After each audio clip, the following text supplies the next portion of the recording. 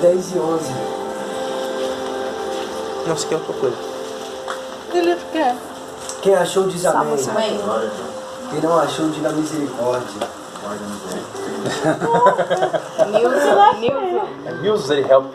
Salmo 51, verso 10 e 11 diz assim: Cria em mim, ó Deus, um coração puro e renova em mim o espírito inabalável. Não me lance fora da tua presença e não retire de mim o teu Espírito Santo. Aqui eu tenho em mente que é um pedido de perdão que Davi faz, né? Por ter cometido o adultério no homicídio. Quando ele está passeando pelo teu palácio e a vista de longe, Betseba, ele começa a cobiçar, né? E é o que acontece hoje, não vou falar que eu entro no Facebook e vi as meninas lá e ficou repreendendo. Às vezes a carne pula, desejo vem, mas ali Deus está no trabalho ali, Deus já vai começando a mudar as coisas. Muitos jovens hoje, e uma mulher hoje não vai conseguir falar e passar. Vai olhar. Vai ser. Até a menina. Confissões de um jovem. A menina vai olhar o cara, não vai chegar e falar assim. Ela fala, caramba, a barriga dele não quer. Eu tenho essa mania. Barriga. Então quando Davi comete o adultério, que ele se deita com Betseba, ela engravida. Ao passar do tempo, já não tendo como esconder o pecado, a barriga começa a aparecer. Quando nós cometemos o pecado, você pode esconder de quem você quiser, mas a Bíblia fala em Provérbios: os olhos do Senhor estão em todos os lugares, contemplando os maus e os bons.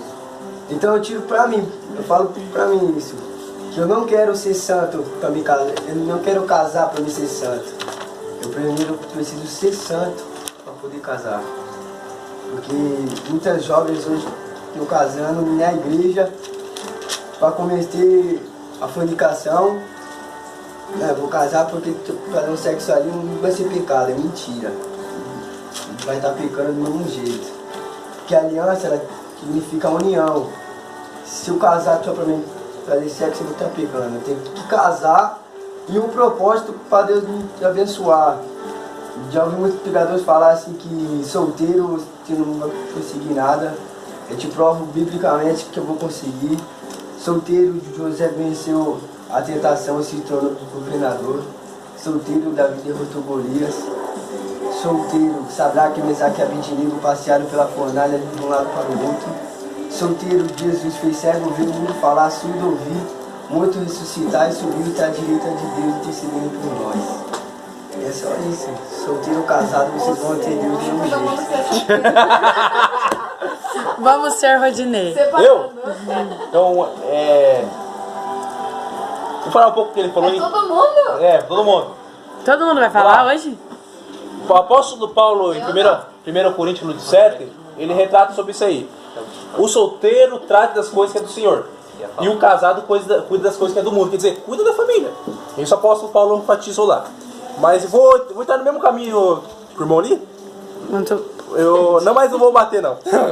Ó, na verdade, Salmos 51, verso 5, tá? Na verdade, nasci culpado. Sou pecador desde o momento que a minha mãe me concebeu. Quer dizer o seguinte, já nasci com o pecado.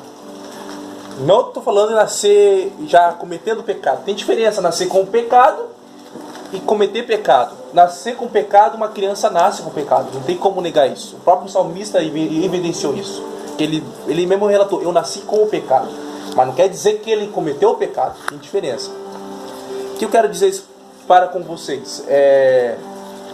Quando nós cometemos o pecado, que é um ato, é uma ação. O que é pecado? Pecado, biblicamente, ele é errar o alvo. Agora, quando nós estudamos profundamente o pecado, ele tem uma denotação de transgressão da lei de Deus. Eu vou ler aqui em Romanos 5, 10, diz bem assim: pois se fomos reconciliados com Deus por meio da morte de seu Filho, enquanto éramos inimigos, quanto mais agora, seremos libertados por sua vida, uma vez que fomos reconciliados. Olha que bonito.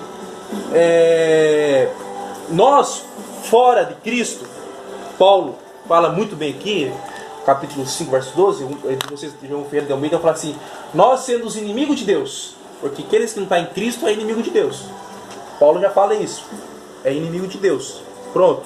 Mas nós sendo reconciliados, por quê? A gente estava conversando aqui antes, qual a diferença do pecado, que é o ato de nascer com pecado, e o ato de cometer? Jesus, quando morreu na cruz, ele perdoou os nossos atos. Como assim? Eu peco hoje, não estou falando que a gente deve pecar cotidianamente. Nós temos que buscar a perfeição em Deus. Mas Jesus, ele perdoou nossos atos. Como assim perdoou nossos atos? Hoje eu fui lá, briguei com o Gabriel. Uma discussão feia. Não estou falando de discussão familiar entre amigos, porque vai ter. Mas sim uma coisa feia mesmo, horrenda. Eu vou lá e peço perdão a ele. Peço perdão a ele, peço perdão a Deus. Pedimos perdão por nossos pecados. Mesmo assim, nós vamos ter algo. Não é que seja um rancor, vai ter uma cisma. Por que cisma? Porque nós somos humanos. Primeiro de tudo, a gente tem que entender que nós somos humanos. Nós não podemos espiritualizar as coisas que são espirituais. Como assim espiritualizar as coisas que são espirituais?